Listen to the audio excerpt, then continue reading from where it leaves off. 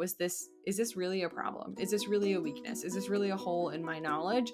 Is it something that I need to know? How can I get my hands around it clinically so that I am more confident in the future? So my patients are safer. So I am doing what's reasonable for patients going forward in this area. Welcome to The PA is In, the show created by PAs for PAs, where codependency with your supervising physician is a thing of the past, optimal team practice is the future, and physician associate has taken the place of physician assistant as the professional title of choice. I'm Tracy Bingaman, and I'm obsessed with redefining what success as a PA looks like and what it feels like. Here you'll find the mindset shifts, systems, and processes I use to escape healthcare burnout and integrate my work into my life. Work-life balance is a myth, and an integrated life where you thrive professionally, not a balancing act, is the goal here. My mission is to help you to grow into a unicorn PA who loves their job, has abundant energy, time to spare, and work-optional financial freedom. The PA is in. One of my very favorite things about being a podcaster is crossing paths with other incredible podcasters. If you love this show, especially when I share about my experience with healthcare burnout and recovery, you're going to want to check out the podcast, Burnout, What I've Learned So Far, hosted by my friend Meg Leddy. Meg is a former CT surgery PA turned advocate for healthcare provider wellness. Turn in to hear how she recovered from burnout and integrated well-being into her life to create a life of dreams, not nightmares. Add Burnout, What I Have Learned So Far with Meg Leddy to your podcast queue to start your journey to wellness and healing today. It is back to school season, and while navigating sending my kids back to school, getting in a routine with packing lunches, doing back to school shopping, and juggling the fall sports schedule, also, it's back to school, or more accurately, probably because a lot of PA programs don't have a summer break, it's changing to a new year of students who are headed out for clinical rotations in their quest to become PAs. When I say back to school, I so often think about that. I don't know if it's a jingle, the song that's like, back to school, to prove to mom I'm not a fool. It pops into my mind. You ever have those things where when someone says it, it like triggers that memory for you? It also reminds me of my parents walking me down to the bus in that crisp fall Maine air when we would return to school. It would be getting cold, but we'd be insisting on wearing shorts and a t-shirt and saying that we didn't need a sweatshirt. I can remember so clearly in PA school the nerves that came along with this transition of stepping out of the classroom, a place where I had come to feel relatively comfortable, because at that point I had years and years of schooling, elementary school, middle school, high school, undergrad, the first year of the graduate program. So I had gotten pretty comfortable inside of a classroom, and I was leaving the comfort of the classroom and stepping into that clinical setting. It's such a monumental transition where we go from gaining knowledge, from learning and absorbing, from taking in a specifically lecture or problem-based learning situation, and putting that knowledge to work in a clinical setting while we continue to learn and grow as students and as clinicians. From acquiring that knowledge inside of the classroom, pivoting to applying it and taking care of patients out in the clinical world is this pivotal moment in our PA education. And it's a big shift in what we're learning and also how we're learning it. It's a lot more self-directed.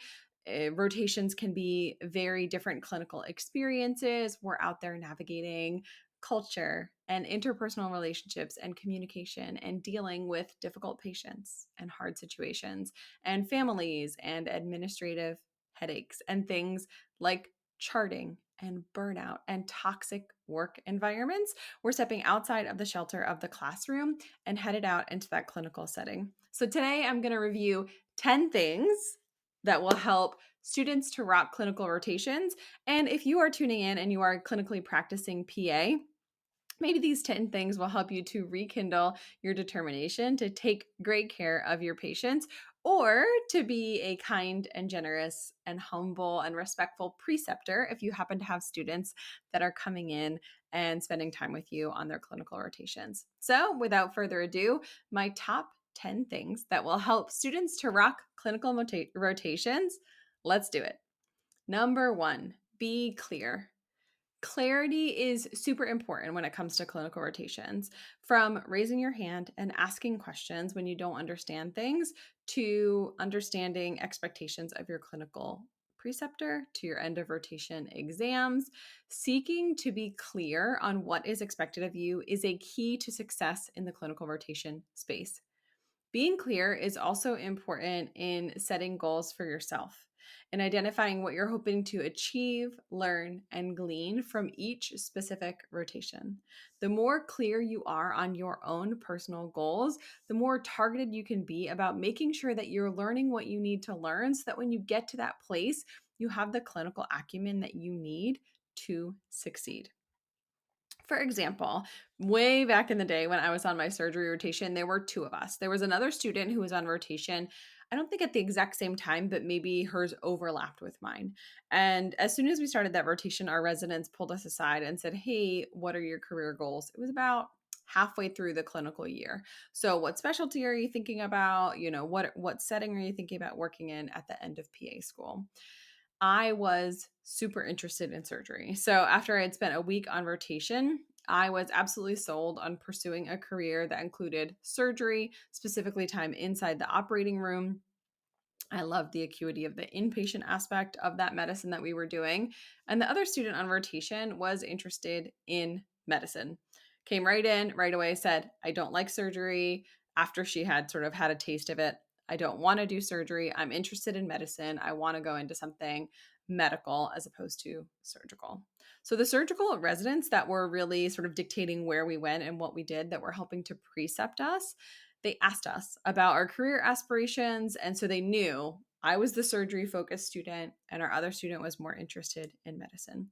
Now, sure, we occasionally did things that were overlapping and more medical in nature or more surgical in nature, but by and large, they would have the other student do things like the H&Ps or communicating with the medical team because that was her wheelhouse. That was her area of interest. That was the thing that was most clinically relevant to what she was going to be doing down the road.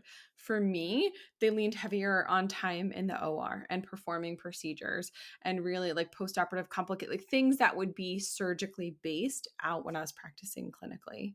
So my surgery rotation would have been a completely different experience if I hadn't clearly communicated to them that I loved surgery, that I wished to pursue it, and that it was something that I wanted to walk away from that rotation with as many surgical skills as possible because I planned to use them. So that context, that clarity, being able to say, "Hey, I think this is what I want to do," and taking that out into the world and sharing that with them really helped, I think, to have a different clinical rotation in the surgery space, which I also feel like is one of those things that makes everybody super nervous. That surgery rotation has a lot of scary connotation, a lot of negativity. People think it's really hard, but it can also be super beneficial. So even if you're listening to this and you're like, "Tracy, it's the very beginning of my clinical rotations. I don't know specifically the end destination that I want for my career," right? I don't know which specialty I want to go into. I want you to remember that the goal of your clinical rotations is for you to apply your clinical knowledge and also to learn more and try things out so you see what fits and what feels good. These are the cases that will stick in your memory, and these are the things that you need to see and learn firsthand.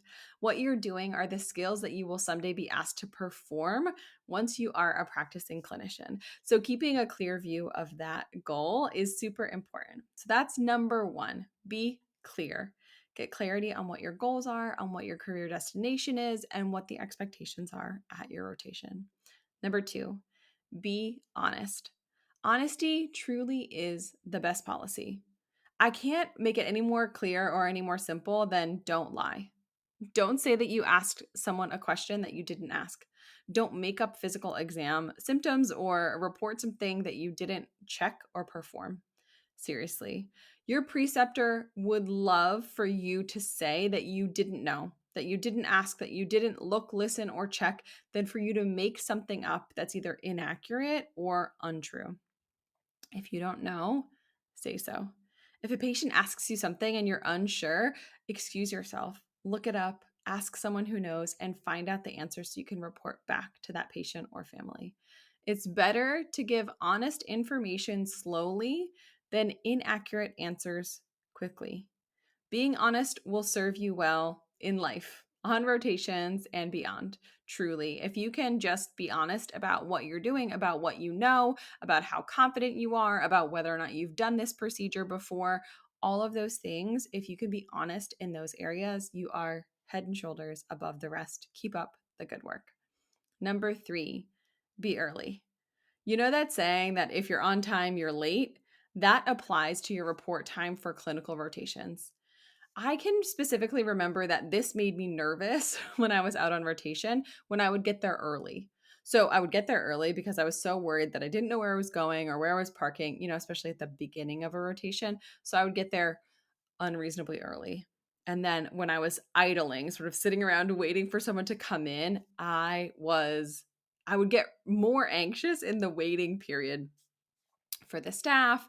I'm like in the staff office or in the locker room or in my car, or in the waiting room, wherever I was waiting, that jittery anticipation of another day of learning and taking care of patients and what's it going to be like. The waiting of being early actually really stressed me out.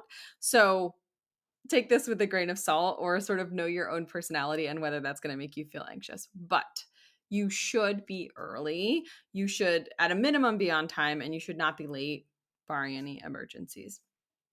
So it's kind of funny if you think about it. I was early on purpose, but that actually made me more nervous. But I'm still telling you to be early for your rotations. Something that you can do if you find yourself in this position of like a holding pattern where you're there earlier than the preceptor says you have to be, 2 thumbs up for doing that, is to see how you can be helpful or add value or be of use to that person or that practice during that time. So I personally wish that I had asked my preceptor, like, what can I do to help if I'm here early? If I had raised my hand and said, I can do that, or I can room that patient, or I can print the list or help the nurses, and been intentional with that time. Alternatively, I could have brought like notes to read or something so that I was really making good use of that time and not sort of just like waiting for them to walk in the door, sort of stressed out and jittery and anxious. Pro tip: during this time, if you are early and your preceptor is not there yet, or you are early and the person that you are working with that day is not there yet, don't be on your phone. If you're going to be studying and reading notes or reviewing something, it's better to not be doing it on your phone. I know that a lot of information is on your phone these days, which makes me kind of feel like an old lady, because when I was in PA school, we didn't have all of the connectivity and availability and resources that were on our phone at the touch of a button. But staying off your phone is super important, because even if you truly are looking up the 3 aspects of Charcot's triad, someone could think that you're on social media. Someone could think that you're texting or surfing or doing something that's not specifically rotation or medicine related, because they don't know what you're looking at on your phone. So say you're scrolling through slides or you're studying for your end of rotation exam, that phone has a certain connotation regardless of what you actually are doing on it. Come to think of it, I should have made being present and being off your phone its own item on this list of 10 things. So this is your bonus item. Stay off your phone. Unless you're specifically asked to look something up or you're using an app like MD Calc to calculate risk, keep your phone away and off. Okay, off as in silent and not vibrating, right? So especially if you have your notifications turned on so that every time you get a notification, it vibrates, that can be super distracting to your preceptor. It can be super distracting to you and the patient that you're trying to connect with. So by off, I mean like silent, notification silenced, except for things like your immediate family members or your spouse's work or your kid's school, right? So those calls maybe you have on a vibrate. Otherwise, do not disturb or disable your notifications, or make it so it doesn't buzz every time you get a text message or a notification from your cashback app that there's 2% cashback at Macy's, right? All of those things are just going to distract you and pull you away from the thing that you're supposed to be working on, which is clinical rotations and taking care of patients. And I know that this is going to be a little bit hypocritical because your preceptor will have theirs out. Just to be completely honest, they will have their phone out, probably. They're not going to have it out in the OR, but they might have it out. They may be checking it between patients, but they have a different set of rules and standards than you. They are not being evaluated in the same way that you are being evaluated. So just because they're on their phone doesn't mean that you can be on yours. It is not a good look as a student to be scrolling, and to have your phone out. Keep it to a minimum, keep it away, keep it off and silent, keep the vibration and the notifications to a minimum. I will step down off my bonus item soapbox and we'll move on to number 4, be quiet. Which is sort of a weird thing to say to a student because I don't want you to get the impression that it's like be seen and not heard. Like, no, this is your clinical experience. You can be heard, you can ask questions. But here's what I mean by be quiet. This one I actually added after seeing a post of a precepting PA who was asking about a student who was consistently speaking up and overstepping and interfering with patient interview or exam or patient care in the name of pursuing their education. I think this case that was being described was extreme, but it's also reasonable to remind you as a student headed out on a clinical rotation that although it's absolutely okay to ask questions and be curious and be eager and inquire about things, there is also a time to be quiet. So you are there to learn, absolutely, but the primary goal is to get that patient the care that they need from the preceptor or the care team. So what I'm asking you to do is to learn to read the room. This is a relatively advanced skill. It can come in really handy in the operating room, but in any clinical setting, here's some things that you can do to be quiet at the right times and make sure that you're not an intrusion to the patient's care. So first and foremost, ask your preceptor how and in what capacity they welcome your involvement and your questions. When is a good time to ask questions? In between patients? Do you want me to save them for the end of the day? Are you comfortable if I ask the patient a question that you didn't cover in your history? Because different preceptors and different situations will approach this and be more open to your involvement in different ways. You can be really eager to learn. You could be an active participant in taking care of your patients and also understand how to read the room and when it is and isn't okay to ask questions. A really great rule of thumb, particularly on surgery rotation or in the operating room, is to sort of take a feel for what the surgeon and the anesthesia team, how they are. So if there's music playing, if they're chatting, if they're talking about like golf and social lives and that kind of thing, like probably a very reasonable time to ask a question. If the room is silent, if the surgeon is very focused on a specific task, if everyone is sort of on high alert, if there's like a high sphincter tone in the room, probably not a great time to raise your hand and ask a question. So when you're in the OR or when you're in those high set stress situations, be really aware of sort of tension and if this feels like a good time to ask a question. But it's also true when you're seeing routine outpatient visits. Make sure that first and foremost, you're focusing on keeping that patient comfortable and making sure that the provider and the patient can cultivate their relationship and do what they need to do, and that you are there as an accessory, sort of not the main person who's treating that patient. It's also reasonable to sort of ask different questions when you're in the room alone with a patient versus when you're in the room with your preceptor. So if you're alone in a room with the patient, you are driving the visit, right? You are asking the questions, you are performing the physical exam, you are acting as the provider in the capacity of a student on a clinical rotation. When you're in the room with the preceptor, they are the captain, right? They are the person that's asking the questions and dictating that patient's care. And they may be asking questions of you, but something that I've learned in my career is that the person who's asking the questions has the power to really direct that conversation. And so it's going to be different when you're in the room alone with a patient versus when you're in the room with your preceptor. And it's important to know that, like, although you were the captain of the ship when you were in the room alone, when you're in the room together with your preceptor, that you defer to them, that they are the person in charge of that person's clinical care, and that you really need to be respectful of that situation and, be kind and be reasonable as that's happening. Number 5, we are almost halfway through. Be eager. Eagerness to learn and to help and to be positive is possibly the most important thing that you can carry forward throughout your clinical rotations and into your career as a clinically practicing PA. One of the most amazing things about being a student is that you haven't been jaded by the system. That eagerness, that little bit of naivete is a gift. Raise your hand to help with everything from procedures to transporting patients, from changing table paper to rooming the patients. Students who are helpful will be reviewed well. You'll also be well liked and seen as an asset. What if you change your mindset and instead of thinking of each of these rotations as a clinical rotation in surgery and medicine and ER and OBGYN, see each rotation as a prolonged interview? Your eagerness to help and be a team player will help you to gather strong recommendations and help you with your end of rotation grading and the evaluations that your preceptor is giving you. But also, if you have a really great experience with that person, and you've been eager and helpful, they're more likely to give you a positive recommendation for a job in the future.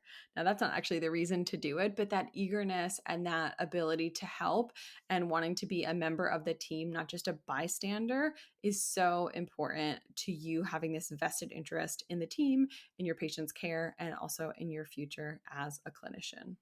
If you only take one sheet of paper to your next negotiation, let it be the PA Pay One Sheet. It's a tool designed to walk you through setting up the ideal outcomes, assessing the situation you are negotiating in, and it even includes a reminder of which negotiation skills you can use. Stop what you are doing. Download the one sheet, print it out, fill it out, and literally bring it to the table with you when you are negotiating next. It's designed specifically to work in healthcare settings wherever you are. You can use the PA One Sheet to get the best deal, the biggest raise, and to help your confidence walking into your next negotiation. Head to www.tracybingaman.com/one, that's ONE, to download your free copy of the PA Pay One Sheet and start prepping for your next negotiation today. It's linked in the show notes, but in case you missed it, it's at www.tracybingaman.com/ONE. Number 6, be curious. One of the most important questions that you can ask yourself as a student is why?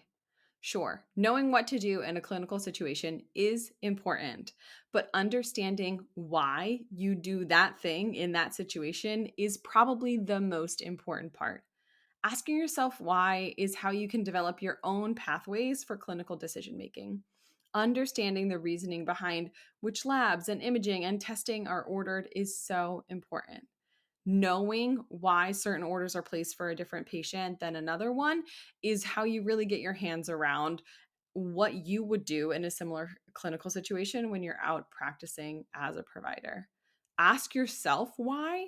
Like, why did they do that? Can I figure out why they did this differently than the last time that we saw a patient with this same symptoms? And also ask your preceptor why. You can do this in a way that's not questioning their authority, but because you genuinely want to understand why the last patient who was anemic warranted a workup, but this one doesn't. So here is another pro tip. Instead of asking a simple why, which if you've ever had young kids is sort of how toddlers do it, right? How do jet engines work? Oh, they burn fuel. Why? So that they generate combustion. I obviously have no idea how a jet engine works, and I should have used a different example, but now I've committed to this one. I used to consider it a personal victory when my toddlers would ask why and why and why, and eventually become satisfied with my answer. And I wouldn't have to say, like, because I said so, or like just because, but that they would be satisfied that they understood like jet engine combustion. I never had success with the jet engine combustion one. But instead of just asking why did we do that? Why did we do that? Ask why with some specifics. So instead of asking, why are we ordering this? Ask, why a HIDA scan for this patient instead of a repeat ultrasound? This helps to credential you to your preceptor that you know what you're talking about and that you understand the alternatives of testing and that you really want to understand their thought process. So why they did something. I also will warn you that in my clinical experience, some preceptors are exceptional at expressing why they did something and that they'll show you the evidence and that they will share with you their why. very openly, that they'll have resources and articles, and that's like the sign of a super awesome preceptor. And some preceptors will say, just because that's the way we do it, or that's because we've always done it, or they might not have a really great explanation, which is probably them not really having the evidence either on hand or this really great working knowledge of sort of why we do something, as opposed to sort of this is the pathway that I learned when I was a student. But asking why in a genuinely curious way, not a challenging way, not that I'm challenging what my preceptor is doing, like why would you do that, but rather I really want to understand why the workup was different this time than last time. Can you help me to understand that? Is a very different way to kind of approach it as a student. That curiosity will serve you well as a student and as a practicing clinician too. Number 7, be kind. I try to tell every single student that I have that kindness is free. It costs nothing to be kind to your patients, to the staff, to your preceptor, to other students, to your colleagues. Indiscriminate kindness is so important in life and on clinical rotations. I'm talking kindness to people who are on a different level than you. So, kindness to environmental services staff and patient transporters and techs and medical assistants and nurses and doctor, everyone on every level. That kindness is something that doesn't cost you anything to share with others. Being kind and generous is so important. Even if those around you, even I should say, especially if those around you are not treating other people with kindness, kindness is so important. Kindness is always cool, even though society, particularly the culture inside of healthcare, has sort of told us that meanness is cool. And treating others the way that we were once treated is cool, even if that wasn't with kindness. So do your best on clinical rotations to avoid gossip and getting sucked down to the lowest common denominator of the culture of the place that you're working if it's negative.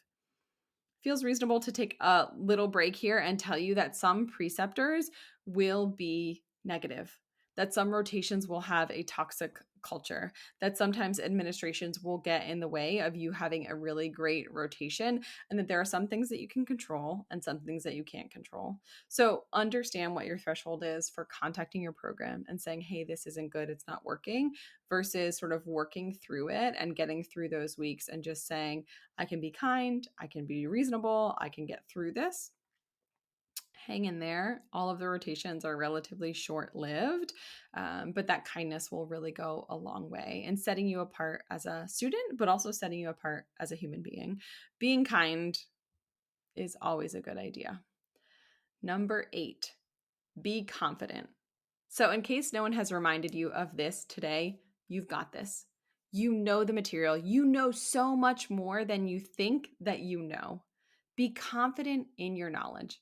One of my personal biggest pet peeves when I have a student is when I ask them a question, typically a clinical question, and they answer with a question. So they make it like I'll ask them a question like, what's the test of choice for right upper quadrant pain? I'm very stuck on gallbladder today. What's the test of choice for right upper quadrant pain workup? And they say, ultrasound? And I say, well, is that a question or an answer? Because I want you to say ultrasound, even if the correct answer is CAT scan, which it's not, unless general surgery has changed since I left. But I want you to say your answer with confidence, even if you're not sure. So don't answer a question with an answer phrased as a question. Be as confident as you can. Take your best guess. So, answering confidently, even if you're not sure, just take a shot. Make your best educated guess. Be reasonable in your deductive reasoning and know that you are not going to know the answer to every question that every preceptor ever asks you. But if they say, do you want to try something? Say yes. If they say, have you done this before? How do you feel? Be honest with your level of comfort, but also remind yourself that you can do things now that you couldn't do a year ago. And the same is going to be true a year from now, and 5 years, and 10 years from now. That confidence grows over time. But for sure, just try to be confident in your knowledge and don't second guess yourself. Number 9, be humble. So, alongside that confidence, it's important to be humble on rotations. Remember that for all the skills and knowledge that you have, there is so much to learn. Being humble keeps you learning and keeps you reasonable about your own level of abilities. It also is a really good litmus test for when to ask for help. So being overconfident is not great, right? So being overconfident leads to patients getting hurt or injured or placing orders or doing things that are not, helpful to patients. And first, we do no harm. So if you maintain that level of humility, you will know when to ask for help. You will know when you're in over your head. You will say, I don't think I can handle this specific situation as a student, as a clinician, and you will raise your hand and say, I need some help. I need some feedback. I need a second opinion about what to do in this specific situation. And continuing to learn, that humility helps you to be a lifelong learner. That is so important to becoming an awesome, competent clinician who is keeping up with evidence based medicine and what's happening and best practices and things that are changing over time as new research is coming out. Last but certainly not least, number 10, be introspective. The awesome part about being a student on clinical rotations is that you get to make calls, diagnoses plans, treatment plans in a safe environment that's relatively risk-free, and that environment comes with feedback from your preceptors. Once you get out and start practicing as a clinician, that feedback is something that you're going to miss. It's something that you're going to be hungry for. It's something that you're going to have to seek out because there's not the structure with practicing clinical medicine as there is with being a student. So when you get that feedback, either in real time from your preceptors or your end of rotation evaluations, take that feedback to heart. You have to have a little bit of a thick skin. I can still remember, I think it was my first or second rotation. I was in the ER and I got this scathing review from one of my ER preceptors, one of the physicians that was in the ER, about sepsis and my lack of ability to really confidently identify sepsis and understand the treatment plan. So kind of a big deal, right? In the ER. Is this person sick, or are they like dischargeable sick? Are they septic or not? And I didn't have a good grasp of it. I actually remember in the classroom reviewing sepsis and just like, okay, but not really conceptualizing like physiologically what was happening when someone was septic. And that showed up on my clinical rotation when I got this review from this preceptor. That feedback triggered some hurt feelings for sure. It was also one of my very first evaluations, and it wasn't very positive. My grade ended up being okay in the end, but I could probably tell you specifically the words in this evaluation. It stuck with me. It was really significant, and it triggered some serious introspection on my part. It made me realize that even if I had skated through an exam in the first year of PA school, if I didn't truly understand something, that had the potential to be a really big disservice to my patients in the future. It also prompted me to learn the heck out of sepsis, to understand the protocol, the symptoms. And I can tell you that I think of that preceptor, like I could see his face in my mind every time one of my patients met sepsis criteria.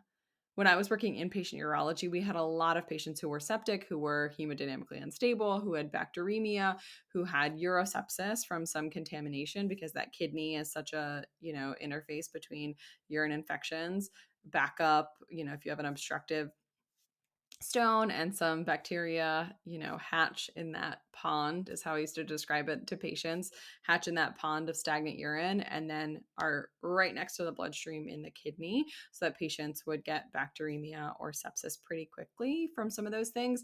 Every time I had a patient that met sepsis protocol, every time that I put patient on their fluid boluses and started their, broad spectrum antibiotics after I had taken their blood cultures, ordered their blood cultures from the nurses, I thought of him.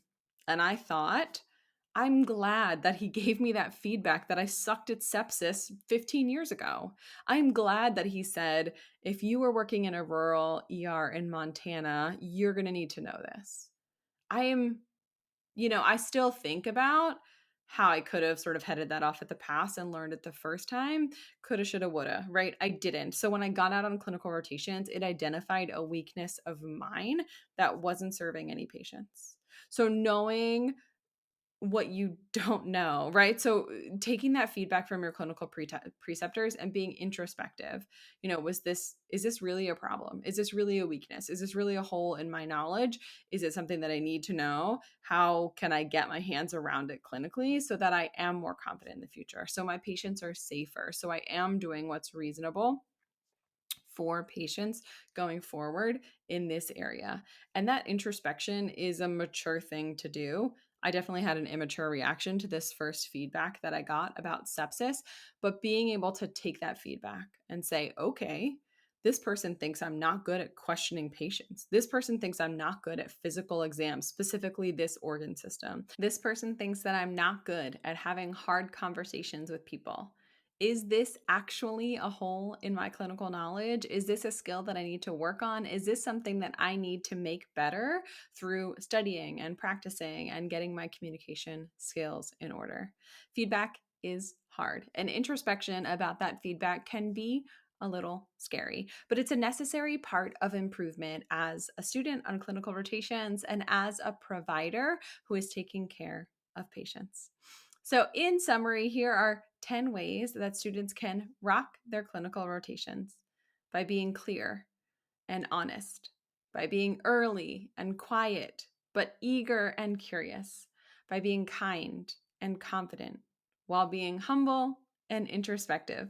A lot of things to be juggling, a lot of things to be focusing on being present inside of that rotation and volunteering to do things that scare the crap out of you. Those are so important as we step from the classroom into the clinical setting as providers. Thank you for tuning in to another episode of The PA is In. I hope that you loved this episode. If there is a student in your life who is headed out on clinical rotations, or a provider who just needs a reminder of how to show up really well for their patients, I would so appreciate it if you would send them this episode. If this episode was helpful to you, head to iTunes or wherever you get your podcast and leave us a review. We would love it if you left us 5 stars and a written review about how the show has helped and served you. Thank you for tuning in. That's all for today. This PA is out.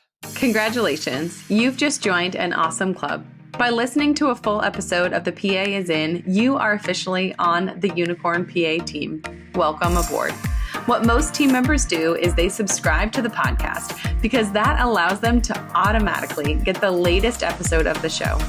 The life of your dreams exists on the other side of taking action. Keep making small shifts and keep getting better.